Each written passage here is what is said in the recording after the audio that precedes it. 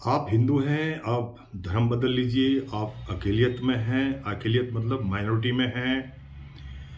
हिंदू समाज से ताल्लुक़ रखने वाले दवाए राम जी जो पाकिस्तान से आए और पाकिस्तान में बेनज़ीर भुट्टो के टाइम पे वे मेंबर ऑफ पार्लियामेंट थे पाकिस्तान के। और आज वो हिंदुस्तान में आइसक्रीम और मूंगफली जो भी है एक अपना रोजगार चला रहे हैं, अपना रोज और किसी जमाने में पाकिस्तान के एमपी रह चुके। उनकी जुबानी सुनते हैं कि उनके साथ वहाँ पे क्या क्या तकलीफ़ें और क्या क्या मुश्किलात का सामना उनको वहाँ करना पड़ता था। एक बार पहले वीडियो देख लेते हैं, उसके बाद इसके ऊपर मैं अपना रिएक्शन करूँगा। पहलगाम हमले के बाद भारत सरकार ने पाकिस्तान के नागरिकों को भारत से जाने के लिए कह दिया है और अब कुछ परिवार जो यहाँ पर हिंदू परिवार जो पाकिस्तान से आकर जो भारत में आकर बसे हैं, उनकी स्थिति अब यहाँ पर क्या है, इसी पर बात करने के लिए इस वक्त हमारे साथ पाकिस्तान के पूर्व एमपी दवाया राम जी हैं। उन्हीं से जानते हैं कि वो कब भारत आए और क्या स्थिति उस वक्त पाकिस्तान में थी। दवाया राम जी, ये बताइए कि कब आप भारत आए थे और क्या आपके उस वक्त मुश्किलें आपको आई थी जब भारत आप आए थे, और आप एक एमपी होकर जो थे भारत आए, और क्यों आपने एमपी को पद को छोड़ा था वहाँ पर? सबसे निवेदन ये है पत्रकार के आगे भी, सरकार के आगे भी, मैं तो एक आदमी नहीं लाखों आदमी आए हुए हैं पाकिस्तान के भीतर। जो आपको आप कहते हैं मैं हिंदू हूँ, संस्कृति के साथ जुड़ा हुआ है, जो अगर गाय को मानता है तो उसको एक शब्द बोलते हैं तू काफिर है। जो काफिर है उसको चाय नहीं बेचने देते, उस हिंदू को वहाँ डॉक्टर नहीं बनने देते, उस हिंदू को वो एक नाई दाढ़ी नहीं बनाता। अगर बता दे, मत्थे पे तो लिखा हुआ नहीं, अगर मैं बता दिया नाई को तो मैं हिंदू हूँ, मेरी दाढ़ी बना दे, तो वो कहेगा तू काफिर है। मेरा ये ब्लेड उस तरह ख़राब होता है, मैं दाढ़ी नहीं बनाता। तो मैं इस कारण देश को छोड़ा, पाकिस्तान को, तो मैं भारत में आया था। कब आप जो थे एमपी वहाँ पर बने और कब आपने पाकिस्तान को छोड़ा और भारत आए? मैं एमपी तो बना था जी जब बेनज़ीर की हुकूमत बनी थी 2.5 साल। भुट्टो की लड़की थी पीपल पार्टी से, वो मैं बना था। तो वो किस कारण मैं एमपी साहब का पद छोड़ दिया था, भाई हमारी समाज की लड़की उन्हें ज़बरदस्ती उठा ली। हम तो शब्द पत्र दे के आए तो उनने पहले कांड कर दिया। मेरे को इतना मैं रोया, गुस्सा आया। मैं 3 दिन तो लड़ाई लड़ता रहा, एसएचओ के पास, डीएसपी के पास, सुप्रीम कोर्ट के भीतर, वहाँ भी लड़ाई लड़ी। तो उनने एक शब्द बोला, भाई आप जो हिंदू हो ना, आप अकलियत क्यों तंग हो रहे हो, थोड़े थोड़े हो आप, भाई धर्म बदल जाओ, क्यों दुखी होते हो? तो मैं क्या जी, मेरा मन जो मेरी आत्मा है ना, मैं अपना धर्म नहीं छोड़ सकता, मरता सकता हूँ, छोड़ नहीं सकता। तो 15 दिन की तारीख आई, वहाँ मुसलमानों इकट्ठे होकर फैसला दिवाया, भाई ये काफिर थी लड़की, इसको हमने पाक कर दिया। पाक कैसा करा, जैसा हम कहते हैं सुच्चा कर दिया। भाई उसको गाय का मीट खिला दिया, उसको नमाज पढ़ा दी, उसको कलमा पढ़ा दिया, ये जी पाक हो गई, ये काफिर के हाथ ना लौटेगी। उस कारण देश छोड़ा, तो भारत के भीतर सन 2000 में आया था जी मैं। तो कितने परिवार के लोग आपके साथ थे उस वक्त आपके, और वहाँ पर आपकी क्या ज़मीन जायदाद अभी भी है पाकिस्तान में? ज़मीन जायदाद ऐसा है जी, जो मुस्लिम शेख बन के जिसने ज़मीन ली मुसलमान बन के, उसके नाम तो होती है, हमारे दादे के नाम के थी 25 किले, वो पहले मुसलमाना खोस ली थी। वो आज भी हमारे नाम, हम कोशिश करी वहाँ हमारे नाम, वो वहाँ का पटवारी, वहाँ का तहसीलदार हिंदू के नाम इंतकाल नहीं करता। उसकी आज भी मैं निशानी, जब मैं अपील करता हूँ पत्रकारों को आगे भी, अगर कोई जा सकता है तो ज़िला बखर, तहसील दरियापुर, स्टेशन रेलवे का 5 गिरह, तो वहाँ खेत के भीतर उसकी समाधि मिलेगी। मेरी तो आज भी राम जी के ऊपर तवक्को है, वो समाधि मिलेगी। उस समाधि के ऊपर मेरा नाम ही लिखा हुआ है, दीवा लिखा है, अल्लाह दीवा लिखा है, वो उस टाइम लिखा था। तो वो 25 किले वहीं मुसलमानों ने। तो सर जब आप वहाँ पर जो थे एमपी बने थे, तो आपका किस नाम से वहाँ पर एमपी बना था? दिवाया राम, वो अल्लाह दिवाया। तो यहाँ पर अब भारत आकर आपने क्या अपना नाम फिर बाद में जो आपको सीए के तहत भी अब आपने जो है नागरिकता के लिए अप्लाई किया हुआ? वो उस्मा जी अल्लाह दिवाया राम, पहले मैं दिवाया राम कर दिया था, वो अनास भी यही पड़ गई थी। तो मैं बेनती भी करी थी अफसर के पास, फिर उस पर इतराज़ लग के आ गया था, भाई आपका जो नाम पासपोर्ट में है वही नाम अपलोड करो। फिर उसके भीतर मैं वही अल्लाह दिवाया राम रो के लिखा, भाई मैं वहाँ तो अल्लाह कहते कहते थे, यहाँ भी ज़बरदस्ती लिखवा रहे हैं। तो जिस तरह से अब भारत ने कहा है कि जो पाकिस्तान के नागरिक भारत में रह रहे हैं उनको पाकिस्तान चले जाना चाहिए, तो क्या आपसे भी पूछताछ हुई और क्या आपके पास और आपके परिवार के कुछ जो लोग हैं उनको भी कुछ पूछताछ के लिए आए थे? देखो जी, मेरी तो आत्मा यही कहती है, हिंदू धर्म को मानने वाला हूँ, ये देश ही हिंदुओं का है, सरकार भी हिंदू हित में है, मुसलमान पे जुल्म नहीं कर रही, हिंदू हित में है। इनने फैसला भी यही करा था भी जो सीए कानून है हिंदू को यहाँ मान्यता दी जाएगी और दे भी रहे हैं। तो ये उस कारण छानबीन तो होनी चाहिए, जो आतंकवाद बन के आता है। अगर मैं कल को कहीं नुकसान करूँ तो छानबीन, मैं तो कहता हूँ मेरी आने वाली पीढ़ी साथ होती रहे, तो ये ऐसा नुकसान नहीं होना चाहिए। पहले भी मैं रोया, तो आज भी जो वहाँ कांड हुआ जम्मू के भीतर, मैं अमरनाथ मंदिर 3 बार हो आया, तो वहाँ जो कांड हुआ आज भी मेरी आत्मा रो रही है। भाई किसी की बहू, किसी की बेटी, ये कौन सा धर्म है भाई किसी की जान लेना। पाकिस्तान लगातार क्या वहाँ पर हिंदुओं पे अत्याचार करता रहा है? मैं कहता हूँ जी, मैं आज भी जो वीडियो देखता हूँ, आप भी पत्रकार हो, वहाँ की वीडियो निकालो, किसी की तो लड़की उठा लेते हैं, किसी की बहू उठा लेते हैं। तो प्रधानमंत्री के लिए आप क्या कहना चाहते हो? प्रधानमंत्री के आगे जी जो मोदी जी है, मैं तो कहता हूँ जी एक भगवान का रूप आ गया। मैं हिंदू के लिए नहीं कह रहा हूँ, मैं मुसलमान भी आज़ादी ले रहे हैं। मैं जब देखता हूँ वीडियो, मुसलमान भी कहते हैं भी ये प्रधानमंत्री अच्छा आया, इसने अच्छे फैसले लिए, सीए कानून पास करा, 370 धारा तोड़ी, वहाँ आज विकास हो रहा है। इस देश के भीतर विकास हो रहा है, ये नहीं भी जुल्म हो रहा है। वो जो गलत है, मैं गलती करूँगा तो उसकी सज़ा मैं भुगतूंगा जी। भाई मैं पाकिस्तान से आया हूँ, जितना रो रहा हूँ, अगर मैं देशद्रोही बनूंगा तो मेरे को हक बन रहा है। मैं तो कहता हूँ सज़ा न दो, पाकिस्तान न भेजो, रोड के ऊपर गोली मारो, अगले आतंकवाद को पता लगे भी ये ऐसा जान इसकी जाए, फिर अगला दूसरा नुकसान न करे। और सर एक यहाँ पर जब आप अपनी जीवन व्यतीत करने के लिए जो है पहले क्या काम करते थे, और आपका एक वीडियो फोटो भी बड़ा वायरल हो रहा है कि आप कुल्फ़ी बेच रहे हो, वहाँ के जो एक पाकिस्तान के जो एमपी थे अब यहाँ के कुल्फ़ी बेच रहे हैं, तो वो क्या कहानी है सर, वो थोड़ा बताइए। देखो जी, मैं पहले भी बताता रहा हूँ, मेहनत करना, पेट पालना, ये कोई मेढ़ा नहीं। इसको रोज़ी चोरी करना, जारी करना, किसी को लूटना खसूटना, ये सबसे महापाप है। जब हमारा देश का प्रधानमंत्री, पता नहीं उस टाइम 2 पैसे की चाय की चुस्की थी कि 5 रुपए की थी, वो उसने मेहनत कर करके तो आज प्रधानमंत्री देश का बना। उसको राम जी ने, भगवान जी ने उसका सिला दिया। तो मैं मूंगफली बेच रहा हूँ, कुल्फ़ी बेच रहा हूँ, इस देश के भीतर मैं खुश हूँ, अपनी मेहनत कर रहा हूँ, मेरे को कोई इस बात की शर्म नहीं।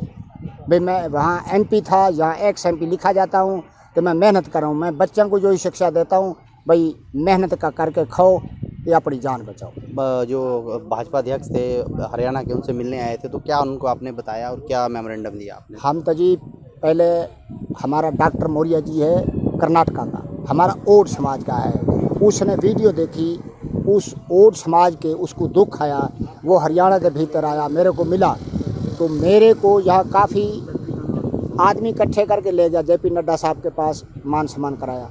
तो आज फिर वही प्रोग्राम था, एक हरियाणा के भीतर भगीरथ महाराज की जयंती मनाई जाएगी, उस कारण भी सारे लोग हम ओड इकट्ठे हुए।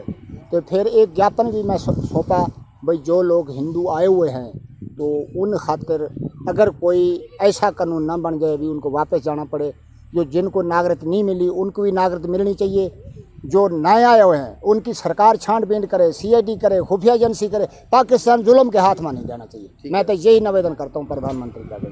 धन्यवाद। तो ये थे पाकिस्तान के पूर्व एमपी, जिनका साफ तौर से कहना है कि पाकिस्तान में हिंदुओं के पर जो है अभी भी जो है काफ़ी जुल्म जो है ढाए जाते हैं। पाकिस्तान के अंदर माइनर कम्युनिटी के लिए जीना बहुत मुश्किल है, बहुत हालात ख़राब हैं। जब भारत और पाकिस्तान का बंटवारा हुआ था उस टाइम माइनर कम्युनिटी 25% थी, अब लगभग 1.5 या 1% माइनर कम्युनिटी रह चुकी है। जिस तरह से दवा राम जी ने बताया, अपना दर्द बयां किया, जो सन 2000 में पाकिस्तान छोड़ के भारत में बस गए थे, और जिस तरह से अभी पहलगाम अटैक के बाद जो ये खोजबीन चल रही है, जो भी जिनको भी यहाँ की सिटीजनशिप नहीं मिली है वो लोग अपना वतन छोड़ के जाएंगे। तो अब गवर्नमेंट ऑफ इंडिया क्या एक्शन लेती है वो गवर्नमेंट ऑफ इंडिया के ऊपर निर्भर करता है। अब जो दयाराम जी ने बोला, अपना दर्द बयां किया, एक एमपी की शपथ ग्रहण करने के बाद उसी टाइम इनके कान भर दिए गए थे कि आप अक़लियत में हैं, आप माइनर कम्युनिटी में हैं, आप जो है आप कलमा पढ़िए और मजहब चेंज कर लीजिए, आपको सब सुविधाएं और सब सहूलियतें मिलेंगी। बट ये बड़ा डेयरिंग पर्सनालिटी था, इसने बोला मैं किसी भी हालत में अपना मजहब चेंज नहीं करूंगा, जिस धर्म में मैं पैदा हुआ उसी धर्म में ही जीऊंगा। इतना तकलीफ होने के बावजूद इतना दर्द जो उन्होंने बयां किया कि वहां पे हेयर कटिंग के लिए भी पूछा जाता है। अगर आपने बता दिया कि मैं हिंदू हूं तो आपके बाल नहीं काटे जाएंगे, क्योंकि उनके जो है उस तरह खराब हो जाएंगे। आपको इवन बहुत सी ऐसी वीडियो हैं, आपने सिंध प्रांत के अंदर, जो पाकिस्तान का सिंध प्रांत है, उसमें मैक्सिमम परसेंटेज ऑफ जो है कम्युनिटी जो है हिंदूज की है, माइनर कम्युनिटी रहती है। तो वहाँ भी यही हालत है, वहाँ भी आपसे पूछा जाता है अगर आप हिंदू हैं तो आपके बाल दाढ़ी नहीं बनाए जाएंगे। अब वहाँ पे ये है कि अगर एजुकेशन हासिल करने के लिए हिंदू कम्युनिटी के लिए बहुत मुश्किल है, क्योंकि हिंदू कम्युनिटी मैक्सिमम वहाँ बहुत पुअर कंडीशन में है। उनकी वीडियोस अगर आप देखेंगे तो शॉक हो जाएंगे। वहाँ पे छोटे मोटे जो भी काम करते हैं सब माइनर कम्युनिटी के लोग करते हैं। तो इन लोगों के साथ बड़ा ही भेदभाव किया जाता है, बहुत ही डिस्क्रिमिनेट किया जाता है इन लोगों को। ये अच्छे पद पे नहीं जा सकते, डॉक्टरी के लिए नहीं बन सकते, कोई अच्छी दुकान नहीं खोल सकते, क्योंकि इनकी दुकानों में इनके हाथ से न तो चाय पियेंगे। और ये अगर माइनर कम्युनिटी के लोग किसी दूसरी दुकान पे जाके जो वहाँ पर मेजर कम्युनिटी के लोग हैं, अगर उनकी दुकान में भी अगर आप चाय पीने जाएंगे तो आपके लिए बर्तन, आपके भांडे सब अलग रखे जाते हैं। आपको you have to clean your glass then you take the chai. तो उसके बाद चाय पीने के बाद भी आपने ग्लास धोनी है, बर्तन धोने हैं, वापस उनको हैंड ओवर करने हैं। तो ये वहाँ का एक बहुत बड़ा ये 1947 वाला जो सीन है अभी भी पाकिस्तान में चल रहा है। और जिस तरह से वो बोल रहे थे कि बड़ा दुख होता है, वहाँ जो बेटियां होती हैं, बहुएं होती हैं, उनके साथ बहुत ही ज़्यादा बुरा व्यवहार किया जाता है। उनको पकड़ के उनका मजहब चेंज कराया जाता है ज़बरदस्ती, बाय फोर्स। तो आप देख लीजिए कि पाकिस्तान के अंदर जिस तरह से जब पाकिस्तान का विभाजन हुआ था, पाकिस्तान अलग कंट्री बना था, इनके कायदे आजम मोहम्मद अली जिन्ना ने बोला था कि यहाँ पर जो भी यहाँ है इस पाकिस्तान के अंदर वो हमारे पाकिस्तान देश का नागरिक है, उसको सब सुविधाएं वही मिलेंगी जो एक मेजर कम्युनिटी वालों को मिल रही है, माइनर को भी वही मिलेंगी। बट वो नहीं हो सका, आज तक भी नहीं हुआ है। आज तक भी वहाँ माइनर कम्युनिटी के साथ बहुत ही डिस्क्रिमिनेट किया जाता है, बहुत ही भेदभाव किया जाता है। उनके साथ वो बदसलूकियाँ की जाती हैं जो आदमी सोच भी नहीं सकता है। एक तो घृणा की निगाह से देखना, किसी ये बोल देना कि आप ये हैं, तो एक मेंटल प्रेशर पड़ता है इंसान के अंदर कि मेरे को इतनी हीन भावना से लोग देखते हैं, मैं इतना क्या गिरा हुआ हूँ। एक ये इनकी सोच है, ये पाकिस्तानियों की बहुत पहले से सोच है, क्योंकि इनके अंदर ये सिखाया जाता है जो कलमा नहीं पड़ेगा, और जो ये मजहब हमारा फॉलो नहीं करेगा या मजहब को जो है कन्वर्ट नहीं करेगा, वो जो है हमारी तरफ से काफिर है। ये काफिर कहाँ पे है, क्या है, इसका तो मीनिंग मेरे को भी समझ में नहीं आता है। काफिर काफिर काफिर क्या है? हर वीडियो में काफिर आता है, हर जगह पे काफिर ही आता है।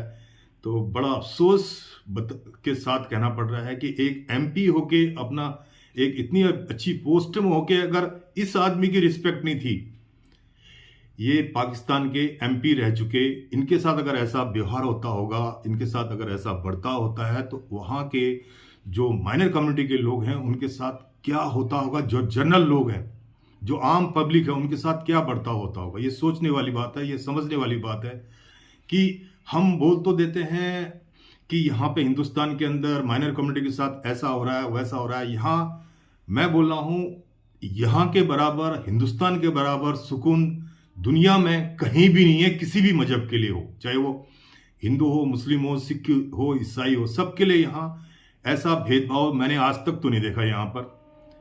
बट कुछ इश्यूज ऐसे हो जाते हैं जिनकी वजह से गवर्नमेंट ऑफ इंडिया को सख्त स्टेप लेने पड़ते हैं, जिसकी वजह से कि आदमी को अवेयरनेस आए, चाहे वो किसी भी मजहब का हो।